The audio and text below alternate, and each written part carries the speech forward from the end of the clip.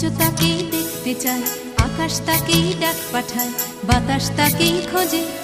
শিশির তারই অপেক্ষায় থমকে থাকে ঘাসের গায়ে, সকাল সেটা বোঝে।